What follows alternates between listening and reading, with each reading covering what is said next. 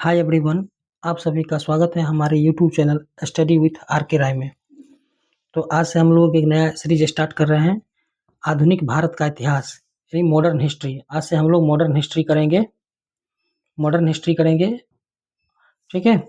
और फिर इसके बाद साइंस, ज्योग्राफी, इकोनॉमिक्स, इसी तरह वन बाय वन करके सीरीज हम लोग 50-50 MCQ जो है लाते रहेंगे, ताकि एग्जाम के पर्पज से हमारा क्या हो, रिवीजन होता रहे।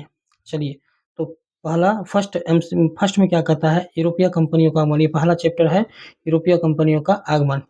चलिए, व्यापार हेतु समुद्री मार्ग। फर्स्ट में क्या कहता है, व्यापार हेतु समुद्री मार्ग से भारत आने वाले प्रथम यूरोपीय कौन थे? तो ये कौन थे? पुर्तगाली थे।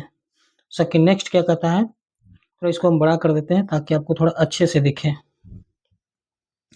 नेक्स्ट कहता है, यूरोप यूरोप से आने वाले यूरोप से आने के लिए समुद्री मार्ग की खोज किसके द्वारा की गई थी? ये की गई थी वास्को डी गामा के द्वारा। और भारत आगमन कब हुआ था? ये 17 मई 1498 को, ठीक है ना।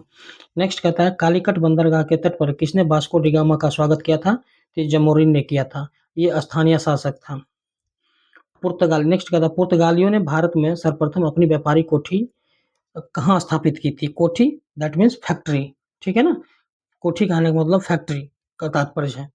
कहाँ स्थापित की थी? तो कोचीन में किया था, कोचीन। और पहले इसका नाम कोच्चि था। पहले इसको क्या कहते थे? पहले इसको कोची बोलते थे, अभी इसका कोचीन, इसको वही कोचीन बोलते हैं, ठीक है। चलिए, नेक्स्ट कहता है, पुर्तगाली उपनिवेश का प्रथम वायसराय भारत में कौन नियुक्त हुआ? ये पुर्तगाली उपनिवेश का प्रथम वायसराय भारत में कौन नियुक्त हुआ? तो ये नियुक्त हुआ कौन? Francisco de Almeida. Francisco de Almeida कब हुआ था? तो 1505 ईस्वी में, 1505 ईस्वी में। अब देखिए, इसमें जो लिखा हुआ इंपॉर्टेंस है, भारत में तंबाकू की कृषि एवं प्रिंटिंग प्रेस को प्रारंभ करने का श्रेय पुर्तगालियों को है, ठीक है ना। और देखिए, ये प्रिंटिंग प्रेस का एक क्वेश्चन एक बार टीआरई में पूछा हुआ क्वेश्चन है, ठीक है ना। पहले कौन लाया था? तो पुर्तगालियों का मतलब दिया जाता है। और भारत में प्रथम प्रिंटिंग प्रेस की स्थापना वर्ष जो 1556 ईस्वी में कतई गोवा में की गई थी, ठीक है ना। ये भी क्वेश्चन टीआरई में बन चुका है, ठीक है ना। और इसके साथ साथ अगर, और ये सिर्फ टीआरई के लिए नहीं, आप इसमें एडीओ हो गया, बीपीएससी पीसीएस हो गया, या फिर आप बिहार पुलिस हो गया, बिहार एसआई हो गया, बीएसएससी हो गया, जितने भी सारे एग्जाम है सारे को कवर करता है। चूंकि हर एक एग्जाम जो क्वेश्चन कहाँ से बनाता है, हर एक एग्जाम क्वेश्चन बनाता है आपको एनसीईआरटी से। और ये क्या है? एनसीईआरटी का ही सार है, ठीक है ना। एमसीक्यू फॉर्मेट में आपको कराया जा रहा है। चलिए, नेक्स्ट कहता है कि भारत में पुर्तगाली शक्ति का वास्तविक संस्थापक किसे माना जाता है? तो ये माना जाता है अल्बुकर्क को। पुर्तगाली शक्ति का वास्तविक संस्थापक किसे माना जाता है? अल्बुकर्क को। देखिए, ये बीपीएससी पीसीएस में भी पूछा जा चुका है। और तो देखिए, ये क्वेश्चन जो है आपको बीपीएससी पीसीएस में भी पूछा हुआ है, और टीआरई में भी ये अल्बुकर्क क्वेश्चन जो है पुर्तगाली शक्ति का वास्तविक संस्थापक माना। और इसके अलावा और भी पीसीएस में पूछा हुआ क्वेश्चन है। डच भारत में मुख्यतः कतई किस वस्तु का व्यापार करते थे? तो ये डच जो थे भारत में किस वस्तु का व्यापार करते थे? सूती वस्त्र का। किसका व्यापार करते थे? सूती वस्त्र का। चलिए, अब देखिए, इसमें एक फॉर्मेट है, इसको फॉर्मेट हम देखते हैं। पहले इधर का क्वेश्चन एमसीक्यू देख लेते हैं, ठीक है ना। अच्छा, इधर में क्या कहता है, अब देखिए, विश्व के विभिन्न देशों के खोजकर्ता के बारे में दिया है। जैसे दिया है विभिन्न देशों के खोजकर्ता, जैसे वास्को डी गामा। अब देखिए यहाँ पर वास्को डी गामा कौन देश का खोजा था? तो ये भारत को, ये भारत देश के खोजकर्ता थे। वास्को डी गामा खोजकर्ता थे, ठीक है ना। इधर खोजकर्ता दिया है, और देखिए यहाँ खोजकर्ता दिखा है, यह देश लिखा है। तो वास्को डी गामा किसको? भारत को खोजा था। कोलंबस अमेरिका को, कैप्टन जेम्स कुक ऑस्ट्रेलिया को, कब कैप्टन जेम्स कुक ऑस्ट्रेलिया को। और तस्मान तस्मान किसको? तस्मानिया एवं न्यूजीलैंड को। और Bartholomew Dias Cape of Good Hope को। बार्थोलोम्यू डियाज किसको? केप ऑफ गुड होप को। देखिए, ये वीवीआई है, ठीक है फ्रेंड्स, वीवीआई है। आप इसे मतलब रट लेंगे, याद कर लेंगे, और ये एग्जाम में पूछा जा सकता है, और कई बार पूछा भी गया है ये चीज़। चलिए, नेक्स्ट कहता है, हिंद महासागर में व्यापार को नियंत्रित करने के लिए शांत या नीले जल की नीति, इसको बोलते हैं ब्लू वाटर पॉलिसी, ठीक है। किसने लागू किया था? ये किया था फ्रांसिस्को द अल्मीडा ने। किसने किया था? फ्रांसिस्को द अल्मीडा ने। चलिए, नेक्स्ट क्वेश्चन कहता है, किस वायसराय के काल में गोवा को पुर्तगालियों का औपचारिक मुख्यालय बनाया गया था? तो ये नीनो डी कुन्हा, ठीक है ना। नीनो डी कुन्हा के समय में गोवा को जो है पुर्तगालियों का औपचारिक मुख्यालय बनाया गया था। अब देखिए क्या कहता है, पुर्तगालियों ने हिंद महासागर क्षेत्र में व्यापार पर नियंत्रण स्थापित करने के लिए कार्टेज आर्मेडा काफिला पद्धति प्रारंभ की थी। ठीक है। नेक्स्ट क्या कहता है, पुर्तगालियों के पश्चात पुर्तगालियों के पश्चात भारत में व्यापार करने आए डच कहाँ के निवासी थे? तो डच कहाँ के निवासी थे? तो डच हॉलैंड के निवासी थे। कहाँ के निवासी थे? हॉलैंड के निवासी थे। और वर्तमान अभी उसी हॉलैंड का नाम बदलकर अभी वर्तमान उसी को नीदरलैंड, अभी जो नीदरलैंड कहते हैं ना फ्रेंड्स, यही पहले हॉलैंड था। ठीक है। चलिए अब नेक्स्ट देखते हैं, इसमें जो ये ब्रैकेट में दिया है, भारत में विदेशी कंपनियों का आगमन, ये बहुत ही इम्पोर्टेंट है। ठीक है। ये एग्जाम के पर्पज से बहुत ही इम्पोर्टेंट है, इससे कई बार क्वेश्चन पूछा भी जा चुका है और आगे पूछने की संभावना हमेशा बनी रहती है। ठीक है ना। तो देखिए इसमें जो दिया है, भारत में विदेशी कंपनियों के आगमन का क्रम दिया है। ठीक है ना, आगमन अब कैसे कैसे कौन कौन आए थे, मतलब सीरियल वाइज में ये दिया है। देखिए एक नंबर में दिया पुर्तगाली ईस्ट इंडिया कंपनी, इसको इसको बोलते हैं एस्तादो दा इंडिया। ठीक है ना। और 21 देश के पुर्तगाल के, स्थापना कब 1498 में हुई थी। और भारत में प्रथम फैक्ट्री इसका कहाँ लगा था? कोचीन में लगा था। कोचीन, जिसको कोच्चि कहते थे पहले। ठीक है। और नेक्स्ट कहता दूसरा कहता है कि अंग्रेजी ईस्ट इंडिया कंपनी, इसको बोलते हैं the governor and company of merchants of London trading into the east Indies. ठीक है ना, इनको इसको कहते हैं। और देश में किस देश का? ब्रिटेन देश का। स्थापना कब? 1600 ईस्वी में। 1600 ईस्वी में स्थापना हुई थी। और भारत में प्रथम फैक्ट्री कहाँ? सूरत में। भारत में प्रथम फैक्ट्री कहाँ लगा था? अंग्रेज ईस्ट इंडिया अपना पहला फैक्ट्री कहाँ लगाया था? तो सूरत में लगाया था। ठीक है ना। देखिए यहाँ कह रहा है, यहाँ प्रथम फैक्ट्री, तो प्रथम फैक्ट्री वहाँ लगाया था। नेक्स्ट तीसरा कहता है कि United east India company of Netherlands, Holland है, ये किस देश का? हॉलैंड का। और स्थापना वर्ष इसका 1602 में। इसका स्थापना वर्ष का 1602। और कहता प्रथम कोठी अपना कहाँ फैक्ट्री लगाया था? ये लगाया था मसूलीपट्टनम में। ठीक है ना। और नेक्स्ट कहता है, देखिए नेक्स्ट कहता है 4 नंबर में डेनिश ईस्ट इंडिया कंपनी किस देश का? ये डेनमार्क का। डेनिश किस देश का? डेनमार्क का। ठीक है, सॉरी, डेनमार्क का, डेनिश डेनमार्क का। और ये 1616 ईस्वी में। कब? 1616 ईस्वी में। ये है ट्रैंकोवार, ट्रैंकोवार जिसको अभी कहता है ट्रावनकोर भी बोलते हैं। क्या बोलते हैं? ट्रावनकोर या ट्रावनकोर भी इसको मैंने बोलते हैं। ठीक है। ये डेनिश ईस्ट इंडिया कंपनी वहाँ की। अच्छा, पाँचवाँ था फ्रांसीसी ईस्ट इंडिया कंपनी, द इंडेस ओरिएंटलेस। इसका जो नाम है, इसका जो पुराना नाम है, ये देखिए पुराना नाम है फ्रांसीसी ईस्ट इंडिया कंपनी का, द इंडेस ओरिएंटलेस। पहले इसी नाम का यूज होता था। ये किस देश का? तो ये फ्रांस का। ये फ्रांस का। और कब इसका स्थापना? देखिए 1664 ईस्वी में स्थापना, 1664 में। और इसने अपना फ्रांसीसी कंपनी अपना पहला फैक्ट्री कहाँ लगाया था? तो सूरत में। कहाँ लगाया? सूरत में। अब देखिए यूरोपीय व्यापारियों का भारत का क्रम, जो है यूरोपीय व्यापारी भारत आगमन का उसका क्रम क्या-क्या है, ये सीरियल वाइज में दिया है। और कहता है ये कई बार एग्जाम में पूछा जा चुका है, आप इसको अच्छे से देख लेंगे। ठीक है ना। तो ये है, देखिए फर्स्ट में कौन-कौन थे? फर्स्ट में दिया है पुर्तगाली। पहले कौन आया? पुर्तगाली आया। फिर कौन आया? डच आया। डच के बाद कौन आया? डच के बाद ब्रिटिश आया। ठीक है, चलिए इसको पहले पूरा क्लीन कर देते हैं। हाँ, ये क्लीन कर दिए। अब देखिए, तो पहले कौन आया? देखिए पहले आया एकदम पूरा डिटेल, इसका इसका ये देखिए, आप इसको देखिए पूरा सीरियल वाइज में देखिए एकदम आराम से अच्छा से। देखिए पहले पुर्तगाली आया। पुर्तगाली के बाद कौन आया? तो पुर्तगाली के बाद देखिए डच आया। डच। ठीक है। और डच के बाद कौन आया? तो डच के बाद ब्रिटिश आया। ब्रिटिश। ब्रिटिश के बाद कौन आया? तो ब्रिटिश के बाद आपको डेनिश आया। ठीक है, डेनिश। और डेनिश के बाद कौन आया? फ्रांसीसी आया। और फ्रांसीसी के बाद कौन आया? स्वीडिश आया। ठीक है।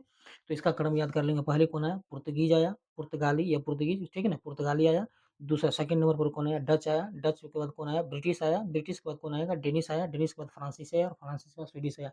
और देखिए ये एग्जाम में क्रम कई बार पूछा जा चुका है। ठीक है, एग्जाम में कई बार इस क्रम को पूछता है। मैंने ये पूछ देगा कि व्यापारियों के आने का, भारत आगमन का उसका क्रम क्या क्या था। अच्छा ऐसा भी है, एक तो सीरियल वाइज में भी पूछ देता है। कभी कभी क्या करेगा, आपको 20 से एक दो बीच से गायब कर देगा। ठीक है ना, जैसे हो गया मान लीजिए 20 से 2 गायब कर दिया कोई, और उसके बाद फिर पूछ देगा। तो आपको मतलब ये नहीं करना है कि अब ये दोनों है नहीं तो ये गलत है, ऐसा नहीं है। मान लीजिए बीच में से 2 गायब कर दिया, उसके बाद और आपको निकालने के लिए बोल रहा है, तो आप उसको आसानी से निकाल लेंगे। इसका क्रम याद कर लेंगे। पहले आया पुर्तगाली, फिर आया डच, डच के बाद जाके फिर ब्रिटिश, ब्रिटिश के बाद जाके डेनिश, डेनिश, डेनिश के बाद फ्रांसीसी, फ्रांसीसी के बाद स्वीडिश आया। यूरोपीय, अब देखिए नेक्स्ट क्या कहता है, यहाँ देखिए कॉलम लिखा हुआ है, यूरोपीय शक्तियों में भारत में पुर्तगाली कंपनी ने सर्वप्रथम 1498 ईस्वी में, कब? 1498 में प्रवेश किया तथा भारत में सबसे अंत में 1961 में भी यही गए। मैंने ये कहा कि जो पुर्तगाली कंपनी थी, आने में सबसे पहले आया, 1498 में आया। ये जो पुर्तगाली कंपनी थी, ये भारत में सबसे पहले 1498 में गया और लास्ट में जाने में भी सबसे लास्ट में गया, 1961 में गया। ठीक है ना? ये बहुत ही इंपॉर्टेंट क्वेश्चन है, कई बार एग्जाम में ये बन चुका है ये क्वेश्चन। चलिए नेक्स्ट देखते हैं, क्वेश्चन कैसा लग रहा है। अगर आप हमारे चैनल पर नए हैं, ठीक है, तो आप हमारे चैनल को सब्सक्राइब कर लेंगे और अपने दोस्तों में भी शेयर कर देंगे, जब ताकि जो भी ज़रूरतमंद हैं, ठीक है, उनका हेल्प हो सके। और ये क्वेश्चन सिर्फ ओनली तैयारी के लिए नहीं, बल्कि हर बिहार पुलिस हो, बिहार एसएससी हो, आप रेलवे हो, एनटीपीसी हो, आप जो भी एग्ज़ाम दे रहे हैं, ठीक है ना, तो चाहे यूपी पीसीएससी हो, तो सारे के लिए ये कंपलसरी है और ये जो है नेसेसरी है। ठीक है ना? तो ये सभी के लिए अनिवार्य है। चलिए देखते हैं नेक्स्ट क्वेश्चन क्या कहता है। नेक्स्ट थोड़ा-सा इसको बड़ा कर देते हैं, तब आपको अच्छा से दिखेगा। चलिए, अब नेक्स्ट क्वेश्चन क्या कहता है? कहता है किस यूरोपीय शक्ति द्वारा भारत से मसालों के निर्यात के स्थान पर कपड़ों के निर्यात को प्राथमिकता दी गई है? तो ये डचों के द्वारा। किसके द्वारा? डचों के द्वारा। कहता है कि किस यूरोपीय शक्ति द्वारा भारत से मसालों के निर्यात के स्थान, ठीक है ना? मसालों के निर्यात के स्थान पर कपड़ों के निर्यात को प्राथमिकता दी गई है? तो ये डचों के द्वारा। अच्छा, नेक्स्ट कहता है भारत के साथ व्यापार के लिए सर्वप्रथम संयुक्त पूंजी, ठीक है ना? संयुक्त दैट मीन्स कंबाइंड, संयुक्त पूंजी कंपनी किसने आरंभ की थी? तो ये डच ने किया था। किसने किया था? डचों ने। संयुक्त पूंजी कंपनी किसने आरंभ किया था? डच ने किया था। चलिए नेक्स्ट कहता है वर्ष 1759 में बेदरा का युद्ध, बेदरा का युद्ध जानते हैं कब हुआ था? 1759 में हुआ था। कहता है किन दो यूरोपियों के बीच हुआ था? किन दो यूरोपीय शक्तियों के बीच लड़ा गया था? ये लड़ा गया था, एक तरफ डच था और एक तरफ अंग्रेज था। डच और अंग्रेज के मध्य लड़ा गया था बेदरा का युद्ध 1759 में। चलिए नेक्स्ट क्वेश्चन कहता है कि लंदन में ब्रिटिश ईस्ट इंडिया कंपनी के गठन के समय भारत का सम्राट कौन था? भारत का सम्राट उस समय अकबर था। कौन था? अकबर। कब? जब लंदन में ब्रिटिश ईस्ट इंडिया कंपनी का गठन हो रहा था, उसमें भारत का सम्राट कौन था? तो ये अकबर ही थे। चलिए नेक्स्ट क्या कहता है? नेक्स्ट कहता है ब्रिटिश सम्राट जेम्स प्रथम का दूत बनकर भारत में व्यापारिक कोठी स्थापित करने के उद्देश्य से जहांगीर के दरबार में आने वाला ब्रिटिश नागरिक कौन था? तो ये कैप्टन हॉकिंस था। कब? तो 1608 ईस्वी में। 1608 ईस्वी में। चलिए ब्रिटिश ईस्ट इंडिया कंपनी द्वारा भारत में प्रथम अस्थायी कारखाना मसूलीपट्टनम जो 1611 ईस्वी में तथा प्रथम अस्थायी कारखाना सूरत 1613 ईस्वी में स्थापित किया था। ठीक है। नेक्स्ट कहता है कि ईस्ट इंडिया कंपनी के किस अंग्रेज गवर्नर को औरंगजेब के द्वारा भारत से निष्कासित कर दिया गया था? तो ये सर जॉन चाइल्ड था। कौन था? Sir John child. अच्छा, नेक्स्ट कहता है कि हैमिल्टन द्वारा सफल उपचार किए जाने के कारण किस मुगल बादशाह द्वारा ईस्ट इंडिया कंपनी के लिए वर्ष 1717 में महाधिकार पत्र जारी किया गया? फारूक खरसियर के द्वारा। महाधिकार पत्र जारी किया गया था किसके द्वारा? फारूक खरसियर के द्वारा। अब इसमें क्या कहता है? चलिए उसके बाद कहता है 1661 ईस्वी में इंग्लैंड के राजा चार्ल्स द्वितीय, इंग्लैंड का राजा कौन? चार्ल्स द्वितीय का विवाह किसके साथ हुआ था? तो पुर्तगाली राजकुमारी कैथरीन के साथ हुआ था। इस अवसर पर पुर्तगालियों ने चार्ल्स द्वितीय को दहेज के रूप में, किस रूप में? दहेज रूप में कहता बम्बई द्वीप प्रदान किया और 1668 ईस्वी में चार्ल्स द्वितीय ने 10 पाउंड वार्षिक किराया लेकर बम्बई ईस्ट इंडिया कंपनी को दे दिया था। ये क्या किया? ये 10 पाउंड वार्षिक किराए पर जो है भाड़ा पर, मतलब उसको बम्बई को क्या कर दिया? ईस्ट इंडिया कंपनी को सौंप दिया था। ठीक है। और उसके बाद नेक्स्ट क्वेश्चन क्या कहता है कि यूरोप वासियों, चलिए इसको थोड़ा सा ऊपर कर देते हैं तब आपको थोड़ा दिखेगा। ठीक है ना? यूरोप वासियों के लिए सर्वोत्तम सोडा और अफीम का प्राप्ति का मुख्य क्षेत्र क्या था? ये बिहार था। कहाँ से प्राप्त होता था? तो बिहार से। ठीक है ना? चलिए आइए नेक्स्ट देखते हैं। नेक्स्ट में यहाँ दिया है, देखिए उच्च न्यायालय से संबंधित अनुच्छेद। ठीक है ना? अब जैसे इधर यहाँ शहर दे दिया है, यहाँ शहर और यहाँ दिया है संस्थापक। ठीक है ना? किस शहर के संस्थापक कौन थे? देखिए कलकत्ता, कलकत्ता जो है, कलकत्ता के संस्थापक जॉब चार्नोक थे। कौन थे? जॉब चार्नोक थे कलकत्ता के संस्थापक। मद्रास के संस्थापक कौन थे? तो ये थे फ्रांसिस डे। मद्रास के संस्थापक फ्रांसिस डे थे। और नई दिल्ली के संस्थापक कौन थे? एडविन लुटियंस एवं हर्बर्ट बेकर। ठीक है ना? ये दिल्ली के संस्थापक थे। चलिए उसके बाद जाकर कहता बम्बई का, बम्बई का कौन थे? तो गेराल्ड अंगियार थे। कौन थे? गेराल्ड अंगियार, ये बम्बई के संस्थापक थे, गेराल्ड अंगियार। नेक्स्ट क्वेश्चन क्या कहता है कि वर्ष 1664 ईस्वी में फ्रांसीसी कंपनी की स्थापना किसके प्रयासों से की गई थी? ये कोलबर्ट के प्रयास से फ्रांसीसी कंपनी की स्थापना की गई थी। कब? तो 1664 में। नेक्स्ट कहता है, नेक्स्ट फ्रांसीसी कंपनी की स्थापना किसके कार्यकाल में की गई? तो ये लुई 14वां, ठीक है ना। ये जो लुई 14वां है, आप जब वर्ल्ड हिस्ट्री पढ़ेंगे क्लास 9th में, ठीक है ना, तो लुई 14वां के बारे में आप वहाँ डिटेल से पढ़ेंगे, ठीक है। तो वही यहाँ क्वेश्चन में कह रहा है कि फ्रांसीसी कंपनी की स्थापना किसके कार्यकाल में की गई थी? तो ये लुई 14वां के कार्यकाल में की गई थी, ठीक है ना। उसके बाद आके फ्रैंक कैरो के द्वारा भारत में प्रथम फ्रांसीसी फैक्ट्री की स्थापना कहाँ की गई थी? ये की गई थी सूरत में। कहाँ? सूरत में। कब की गई थी? तो 1668 ईस्वी में, 1668 ईस्वी में। और नेक्स्ट क्या कहता है, फ्रांसीसी गवर्नर डुप्ले ने अपनी पहली बार भू क्षेत्र अर्जित करने के उद्देश्य से भारतीय राजाओं के विवादों में भाग लेने की नीति आरंभ की थी। किसने? तो डुप्ले ने। डुप्ले जो था, ये क्या किया था? ये भारतीय राजाओं के बीच विवादों में भाग लेने की नीति आरंभ की थी, ठीक है ना। अब नेक्स्ट कहता है कि फ्रांसीसियों द्वारा फोर्ट लुई नामक किला कहाँ बनवाया गया था? ये पांडिचेरी में बनाया गया है। फोर्ट लुई नामक किला जो कहाँ बनाया गया था? तो पांडिचेरी में।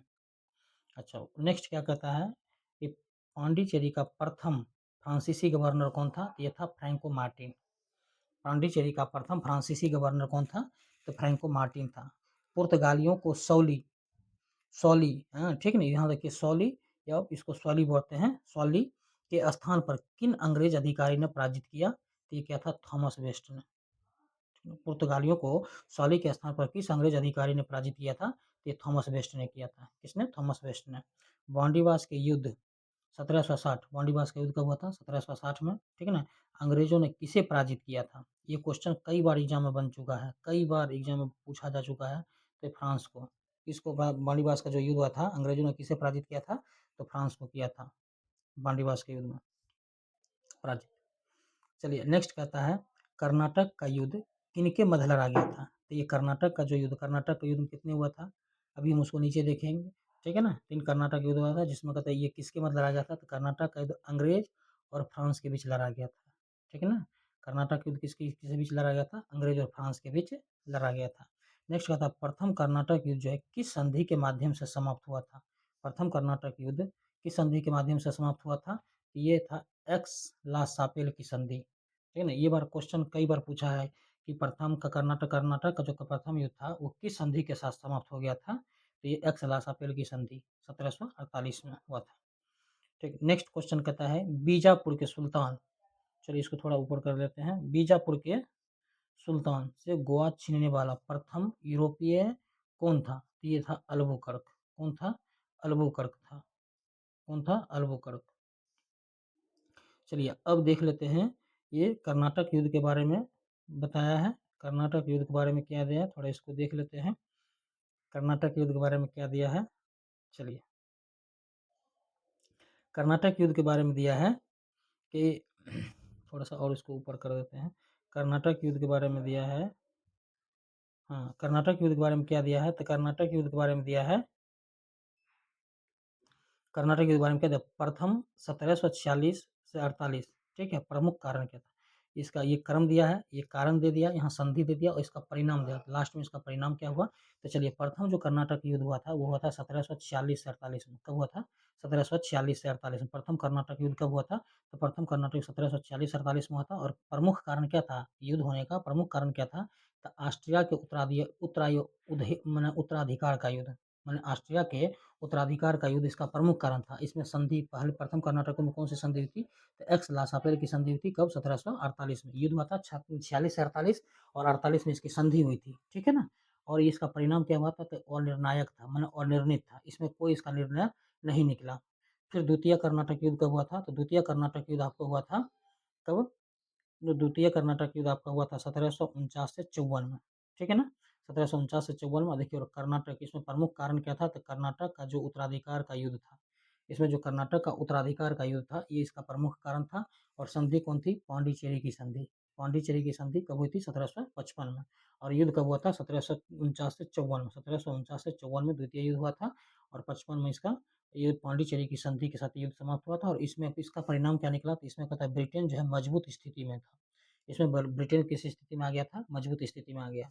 तृतीय कर्नाटक युद्ध कब हुआ था? तृतीय कर्नाटक युद्ध आपको हुआ था 1756 से 63 में। तृतीय कर्नाटक युद्ध कब हुआ था? 1756 से 63 में। सप्तवर्षीय युद्ध, ठीक है। इसको थोड़ा छोटा कर देते हैं, थोड़ा अब दिखेगा और, ठीक है। सप्तवर्षीय युद्ध, ठीक है। सप्तवर्षीय युद्ध, देखिए सप्तवर्षीय युद्ध एवं औपचारिक के कारण औपनिवेशिक कारण था इसका।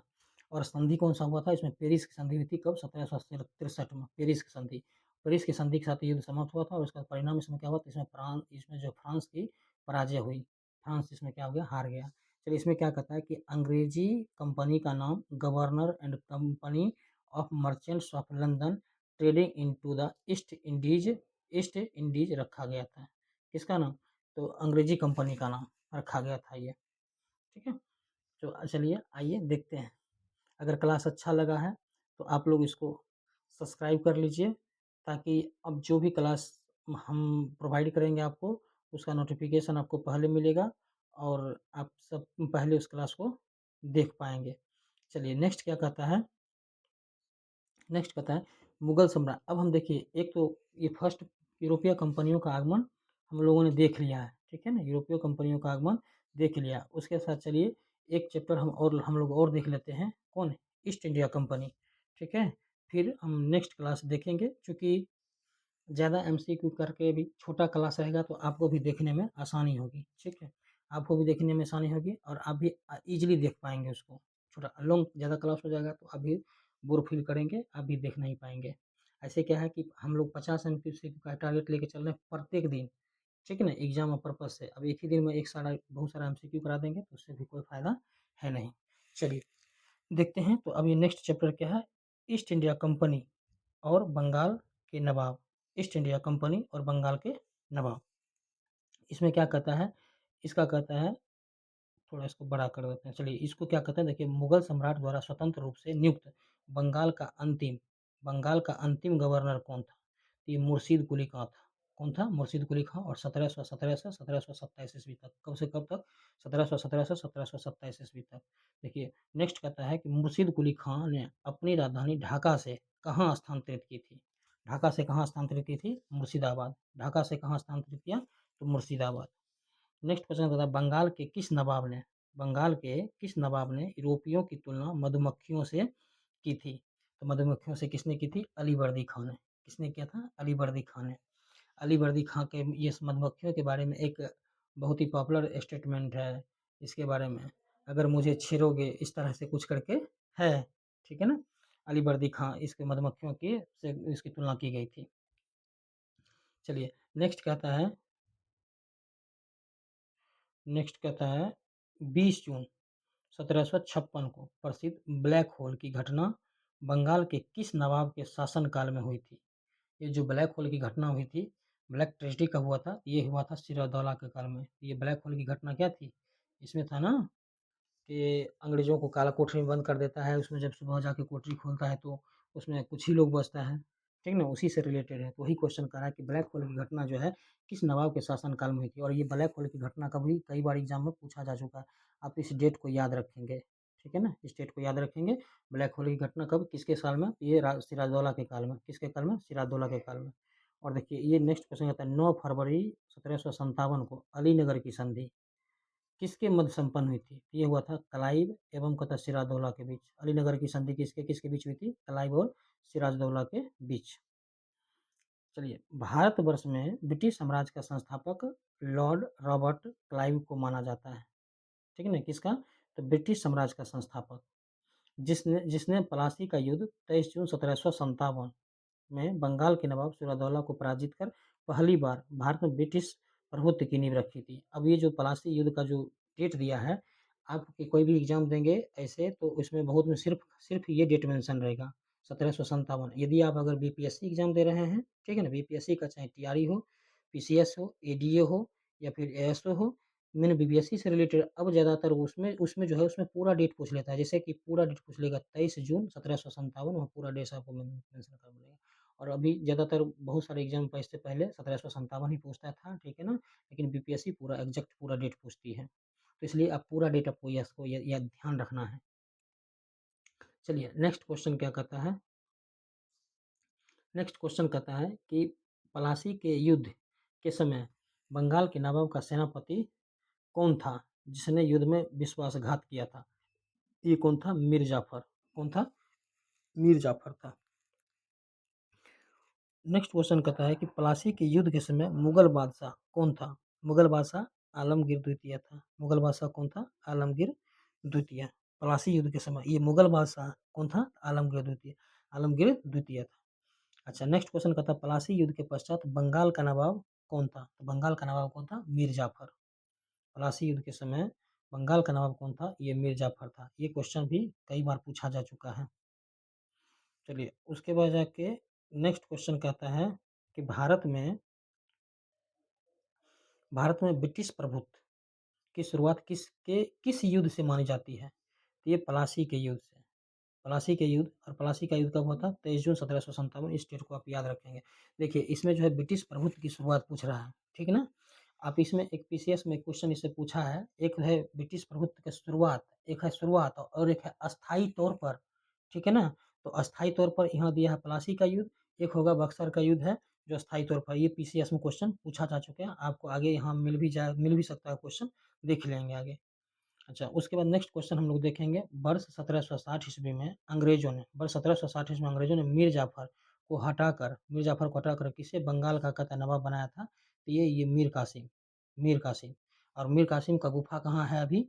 मीर कासिम का गुफा पता है आपको? मीर कासिम का गुफा कहाँ है? अपना जो प्यारा मुंगेर है, मुंगेर में, ठीक है, जो अपने बिहार में स्थित है मुंगेर, वहाँ मीर कासिम का गुफा है।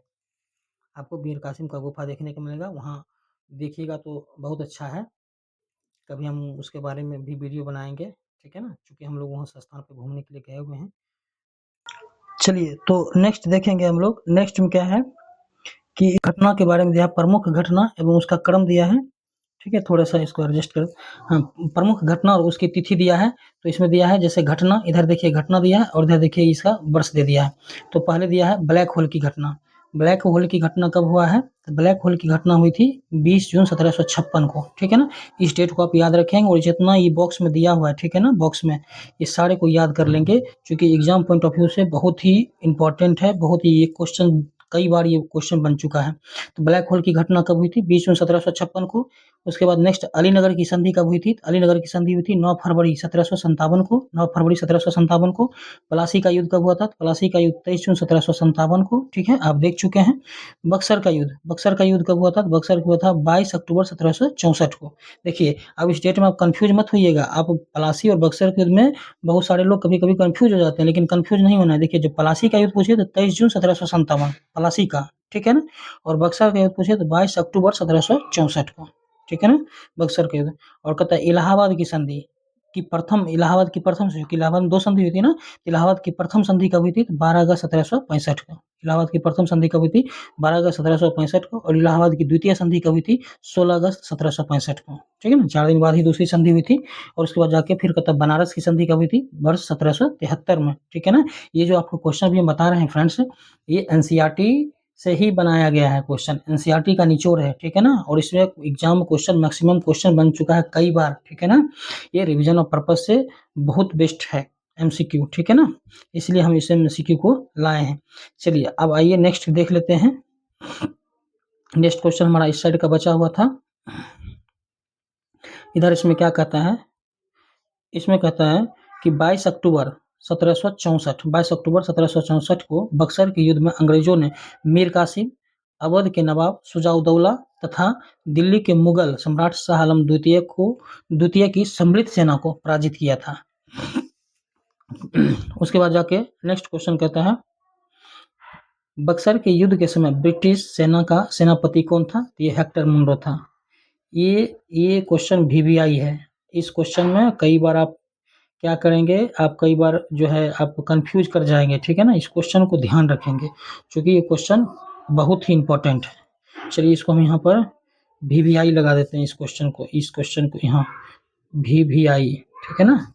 ये क्वेश्चन इसको याद रखना, इसको भूलना नहीं। कई बार क्वेश्चन बन चुका है और इस तरह से बना है कि क्वेश्चन आप कंफ्यूज भी कर जाएंगे, ठीक है ना। किसी को कंफ्यूज नहीं करना, इसलिए इस क्वेश्चन को बार बार याद रखना है। बक्सर के युद्ध के समय ब्रिटिश सेना का सेनापति कौन था? तो ये हेक्टर मुनरो था। कौन था? Hector Munro. चलिए नेक्स्ट कहता है, बक्सर के युद्ध के समय बंगाल का नवाब कौन था? तो बक्सर के युद्ध के समय बंगाल का नवाब कौन था? तो मीर कासिम था। बक्सर के युद्ध के समय बंगाल का नवाब कौन था? मीर कासिम। कौन था? मीर कासिम। ठीक है, इसको देखिए, इस समय है ना, ये है बक्सर के युद्ध के समय बंगाल का नवाब, ठीक है। बंगाल का नवाब कौन था? और ये है, यहाँ पूछा है ब्रिटिश सेना का सेनापति, ठीक है ना। यहाँ हेक्टर मुनरो है आंसर, यहाँ देखिए मीर कासिम है, ठीक है ना। तो इस तरह से इसको अच्छी तरह से याद कर लेंगे ताकि वहाँ कंफ्यूज नहीं करेंगे। चलिए, बक्सर युद्ध के पश्चात इलाहाबाद की जो प्रथम संधि मुगल सम्राट शाह आलम द्वितीय, बंगाल के नवाब निजामुद्दौला तथा क्लाइव के मध्य हुआ। मध्य तथा इलाहाबाद की द्वितीय संधि क्लाइव तथा अवध के नवाब शुजाउद्दौला के मध्य संपन्न हुई, ठीक है। चलिए नेक्स्ट में क्या कहता है, नेक्स्ट कहता है कि किस संधि के माध्यम से अंग्रेजों को बंगाल, बिहार और कहता उड़ीसा की दीवानी प्राप्त हुई? तो ये हुआ था इलाहाबाद की संधि से। किस संधि के माध्यम से? तो इलाहाबाद की संधि से। चलिए नेक्स्ट कहता है, स्वर्ग से उत्पन्न सेनानायक किसे कहा गया? ये कहा गया है रॉबर्ट क्लाइव को। स्वर्ग से उत्पन्न सेनानायक कई बार क्वेश्चन पूछा जा चुका है। स्वर्ग से उत्पन्न सेनानायक किसे कहा गया? रॉबर्ट क्लाइव को। इलाहाबाद की संधि के पश्चात बंगाल में द्वैध शासन की स्थापना किसके द्वारा की गई थी? तो ये की गई थी रॉबर्ट क्लाइव के द्वारा। किसके द्वारा? रॉबर्ट क्लाइव के द्वारा द्वैध शासन की। द्वैध शासन वाला क्वेश्चन, ये भी क्वेश्चन बहुत इंपॉर्टेंट क्वेश्चन है और कई बार कतः बन चुका है ये क्वेश्चन द्वैध शासन का। नेक्स्ट कहता है, सिराजउद्दौला के फोर्ट विलियम पर आक्रमण के समय किसके नेतृत्व में, जो सिराजउद्दौला था फोर्ट विलियम के आक्रमण के समय, हम कहते हैं कि किसके नेतृत्व में अंग्रेजों ने ज्वारग्रस्त फुल्टा द्वीप पर शरण ली थी? तो ये लिया था गवर्नर ड्रेक के, ठीक है ना, गवर्नर में लिया था, ये शरण लिया था उसी के नेतृत्व में। चलिए अब इसमें हम लोग देख लेते हैं, ये है उत्तर मुगलकालीन राज्यों का संस्थापक, ठीक है। उत्तर मुगलकालीन राज्यों का संस्थापक के बारे में दिया है और यहाँ दिया है, देखिए क्या दिया है, ये दिया है जैसे ये राज्य दे दिया, यहाँ पर आपको स्थापना काल दे दिया और संस्थापक दे, जैसे बंगाल का स्थापना काल क्या था? 1717 से 1727 ईस्वी और संस्थापक था मुर्शिद कुली खां। संस्थापक कौन था इसका? मुर्शिद कुली खां। नेक्स्ट दिया हैदराबाद का दिया है, कब स्थापना का? 1724। हैदराबाद 1724। निजाम उल मुल्क, संस्थापक कौन था? निजाम उल मुल्क। इसी का दूसरा नाम क्या था? चिनकलीज खां, इसी को बोलते थे चिनकलीज खां। तीसरा क्या दिया है? उत्तर मुगलकालीन, मैंने तीसरा दिया है भरतपुर, ठीक है ना। तो भरतपुर राज्य का संस्थापन क्या था? 18वीं सदी में, ठीक है, 18वीं सदी था और इसका संस्थापक था चूड़ामन और बदन सिंह। कौन था? चूड़ामन और बदन सिंह था। नेक्स्ट दिया है कर्नाटक राज्य का स्थापना काल क्या था? 18वीं सदी में। ये भी कब हुआ था? 18वीं सदी में स्थापित हुई थी और इसका संस्थापक कौन था? शहादतुल्ला खां, ठीक है ना। देखिए दोस्त, इसमें जो है स्थापना काल कभी कभी नहीं पूछता है, लेकिन जो है ये जो है किसी का स्थापना काल पूछ देता है, लेकिन ज़्यादातर इसका अगर क्वेश्चन बनता भी है तो ये राज्य का और संस्थापक का। जैसे बंगाल का संस्थापक कौन सा? तो मुर्शिद कुली खां। हैदराबाद का संस्थापक कौन था? तो निजाम उल मुल्क, उसी को चिनकलीज खां, ठीक है ना। भरतपुर का संस्थापक कौन? चूड़ामन बदन सिंह था। लेकिन आपको यहाँ अगर दिया है तो आप हमें मतलब देख लेंगे, खास करके जिसका तो 18वीं सदी वाला जो दिया है तो उसको आप छोड़ भी सकते हैं, ठीक है। लेकिन जिसका जो 1727 जैसे बंगाल का संस्थापना काल, इसको देख लेंगे। हैदराबाद का 1724, तो इसको याद रखेंगे, ठीक है ना, इसको याद रखेंगे। आप जैसे 18वीं सदी वाला दिया, इसको याद नहीं भी रखेंगे तो काम चल जाएगा, लेकिन इसको एग्जैक्ट याद रखना है। चलिए नेक्स्ट क्या दिया है? नेक्स्ट दिया है अवध का कब का दिया है? तो अवध में दिया है, अवध का 1722 से 1724 में स्थापना का। और कौन संस्थापक? तो शहादत खां, जिसको कहता है, इसका दूसरा नाम कौन था? बुरहान उल मुल्क था। इसका दूसरा नाम बुरहान उल मुल्क था। उसके बाद जयपुर का 18वीं सदी में। और सवाई राजा जय सिंह, कौन? सवाई राजा जय सिंह। रोहिल पठान का कौन था? 18वीं सदी। रोहिल पठान का स्थापना कौन था? संस्थापन का 18वीं सदी। और मोहम्मद खां बंगस, कौन था इसका? मोहम्मद खां बंगस। और फिर मैसूर का कौन था? तो मैसूर का था 18वीं सदी में। मैसूर का स्थापना कल कब? 18वीं सदी। और इसका संस्थापक कौन था? हैदर अली था, ठीक है। अब देखिए एक क्वेश्चन और यहाँ हम लोग का बन जाता है। यहाँ फैक्ट्स में यहाँ क्या दिया है? यहाँ दिया है, थोड़ा सा इसको ऊपर कर दे, चलिए, यहाँ दिया है क्या? वर्ष 1842 से 44 तक गवर्नर जनरल रहे कौन? लॉर्ड एलनबरो का कार्यकाल जो है कुशल अकार्मण्यता की नीति का काल माना जाता है। 1842 से 44 तक के गवर्नर जनरल रहे लॉर्ड एलनबरो का कार्यकाल जो है, ये एलनबरो के बारे में बोल रहा है, कार्यकाल जो है कुशल अकार्मण्यता नीति के कारण का काल माना जाता है। ठीक है, तो चलिए आज हम लोग यहीं तक करेंगे। ठीक है, नेक्स्ट चैप्टर हम लोग नेक्स्ट क्लास में करेंगे। तो आप बताइएगा कि हमारा क्लास कैसा लगा। ठीक है ना, क्लास अच्छा लगा हो तो आप चैनल को सब्सक्राइब कर लेंगे, लाइक कर देंगे और अपने और फ्रेंड्सों में शेयर कर देंगे। ठीक है ना, और ताकि आप जितना लाइक करेंगे और अच्छा प्यारा कमेंट्स, अच्छा कहीं और आपको किसी और क्लास की ज़रूरत है या फिर किसी आप और अलग सब्जेक्ट की नीड है तो आप जैसा बताएंगे उसमें कमेंट करेंगे। ठीक है ना, तो फिर उसके हिसाब से हम क्लास लाते रहेंगे। चलिए, तो आज क्लास यहीं समाप्त करते हैं और फिर हम लोग मिलते हैं किसी नेक्स्ट क्लास में। तब तक के लिए बहुत बहुत धन्यवाद और हाँ, सब्सक्राइब करना नहीं भूलिएगा। चलिए ठीक है, देखने के लिए बहुत बहुत धन्यवाद।